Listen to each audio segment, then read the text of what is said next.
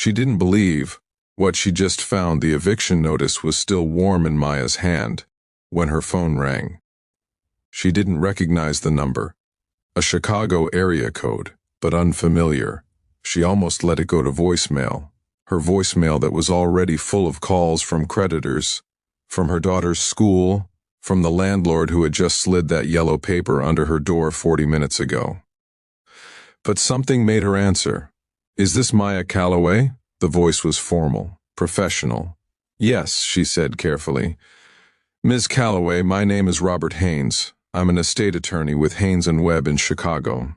I've been trying to reach you for several weeks." A pause. "I have some news regarding the estate of your great-aunt, Dorothy Elaine Whitmore." Maya sat down on the edge of her bed. Her 6-year-old daughter, Lily, looked up from the floor where she was coloring, sensing something in her mother's stillness. "I didn't know I had a great-aunt," Maya said slowly. "She passed away 3 months ago," Mr. Haynes said. "She was 83, never married, no children. She left everything to you, Miss Calloway. You are her only living relative." To the eviction notice in her hand. "Everything," she repeated. "What does that mean exactly?" "It means," Robert Haynes said carefully, "that you have inherited her property, a house, Miss Calloway, in Millhaven, Indiana. It's been unoccupied for roughly 14 years. 3 days later, Maya loaded everything she owned into a borrowed pickup truck. 2 suitcases, Lily's backpack stuffed with her favorite stuffed rabbit and 7 crayons. A box of kitchen things. That was it. That was all of it. She had lost her apartment. She had lost her waitressing job when the restaurant closed 6 weeks ago. She had spent the last of her savings on Lily's winter coat and a week at a motel that smelled like cigarettes and old carpet. An abandoned house in Indiana was not exactly a miracle, but it was something. The drive from the Chicago shelter took 2 hours. Lily fell asleep in the passenger seat with her cheek pressed against the window. Maya drove in silence, watching the landscape change. The city giving way to suburbs, giving way to flat, pale farmland dusted with early November frost. Millhaven was a small town.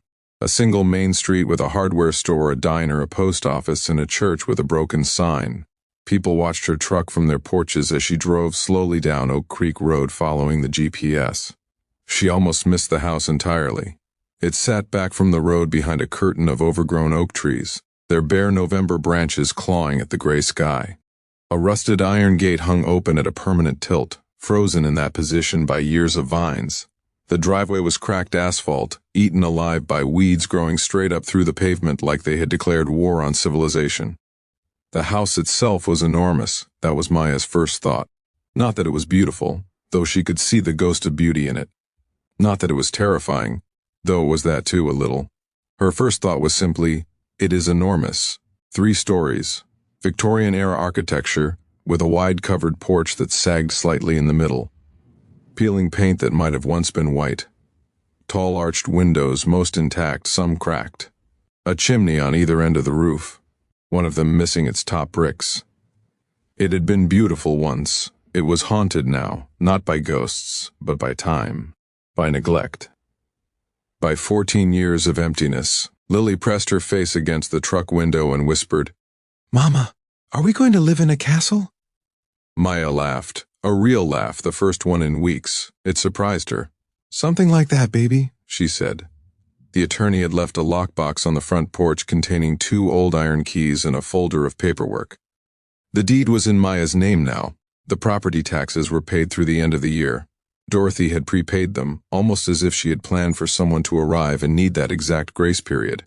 The front door swung open with a groan that seemed to come from the very bones of the house. Inside was cold and dim and smelled of dust and old paper and something faintly floral, old wallpaper paste maybe, or dried flowers long since crumbled. Sunlight cut through the arched windows in long diagonal beams, illuminating the dust that drifted through the air like slow snow. The furniture was still there, covered in white sheets like sleeping figures. A grand staircase curved upward to the 2nd floor, its banister intact, but the carpet runner on the steps faded to near invisibility. Maya walked through room by room with Lily pressed close against her side. A formal sitting room, a dining room with a table that could seat 12, A kitchen that was outdated but structurally sound. A library with empty shelves and built-in wood cabinetry that made Maya's chest ache with something she couldn't name. Grief, maybe, or longing for a life she had never had. The floors were solid oak beneath the grime. The ceilings were high and decorated with faded plasterwork. The walls were covered in wallpaper, floral in some rooms, striped in others, peeling at the seams but still clinging. It needed work. It needed enormous amounts of work. But the bones were good. Maya was a woman who understood bones.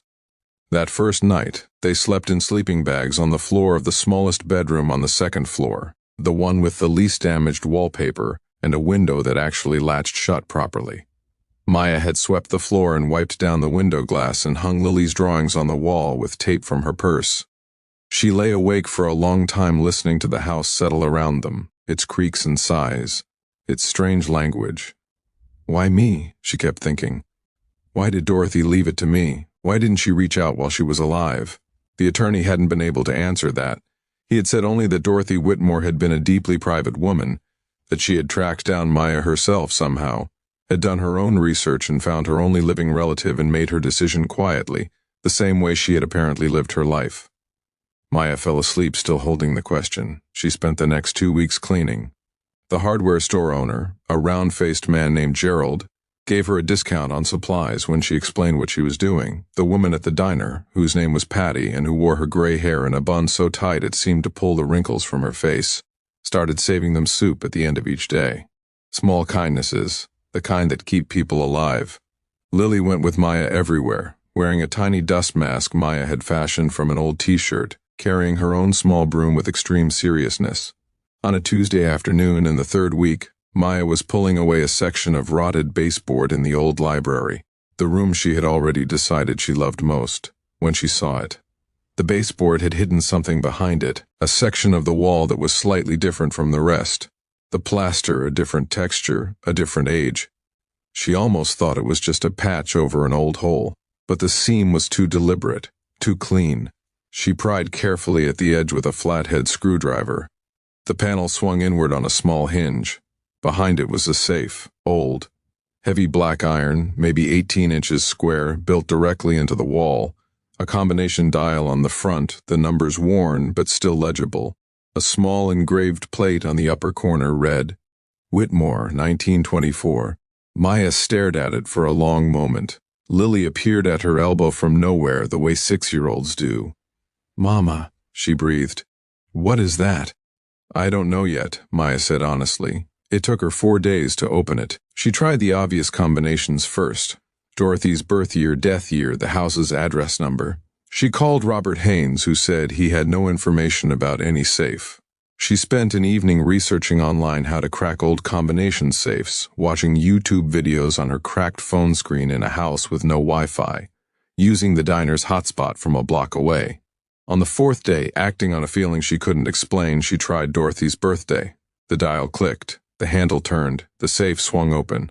Maya's hands were shaking slightly. She wasn't sure when that had started. Inside the safe were 3 things. The first was a bundle of letters tied with a faded blue ribbon. Old letters, handwritten, their envelopes yellowed to the color of old cream. The second was a small velvet pouch, dark green and drawn shut with a cord. It was heavy in a way that made Maya's breath catch. The third was an envelope with her name on it. Maya Calloway. Written in a careful, old-fashioned cursive hand, she sat down on the library floor with the afternoon light pouring through the tall windows and Lily warm against her side. And she opened the envelope with fingers that still trembled. Dear Maya, you don't know me, and I am sorry for that. The fault is mine, and your grandmother's, and the silence that grew between our branches of this family like a wall neither of us was brave enough to dismantle while there was still time. I found you 3 years ago. I have been watching over you from a distance. I know that sounds strange. I am a strange woman. I have always been. I watched you raise that little girl alone after her father left. I watched you work double shifts and never complain, at least not in any way the world could see. I wanted to reach out. I wrote you letters I never sent. I am too old and too set in my solitary ways to know how to begin a relationship I should have built decades earlier. So instead I did the only thing I knew how to do. I left you something to begin again with. The letters in the safe are love letters between your great-great-grandmother Clara and a man named James Whitmore who built this house in 1901. They are part of your history. Read them when you are ready. They will tell you who you come from. The velvet pouch contains jewelry, pieces that have been in this family since before the Civil War. Have them appraised properly. Do not let anyone rush you or take advantage of you. The pieces are valuable, significantly valuable. Use what you need, keep what you love. The house itself is yours completely. The deed is clean. I had it inspected 2 years ago. The bones are good, Maya. Better than good. With the right work, it will be magnificent again. I do not know if I believe in fate, but I believe that this house has been waiting. I believe it has been waiting for someone who would love it the way it deserves to be loved. I believe that is you. Welcome home, my dear. Dorothy Elaine Whitmore, P.S. There is one more thing I did not mention. In 1987, I discovered that the property extends to the creek at the back, an additional 4 acres that were never properly recorded on the deed. I had it surveyed and corrected. You will find the survey document in the folder with your paperwork. That land is yours too. Maya read the letter twice. Then she sat very still for a long time while Lily played quietly with her stuffed rabbit on the floor nearby. She thought about the eviction notice, about the motel that smelled like cigarettes, about the weeks she had gone to bed anxious and woken up more anxious still, the fear a constant low hum beneath everything. She thought about a woman named Dorothy, who had sat alone in this house and watched her from a distance and loved her in the only way she knew how, quietly, practically, in the form of a door left open. A woman who cried easily. She cried now, quietly, with her hand pressed over her mouth, while the November light moved slowly across the oak floors. Then she wiped her face, folded the letter with great care, and opened the velvet pouch. The jewelry caught the light and threw it back in fragments, gold and garnet, and what she would later learn was a diamond brooch worth more money than she had earned in the last 4 years combined. Pieces worn by women in this family across 2 centuries, passed forward through time to land here, in her hands, in this moment. Lily looked up.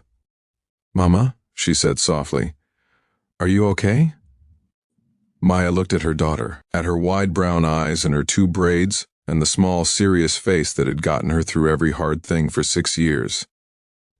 "Yeah, baby," she said, and meant it for the first time in a long time. "I really am."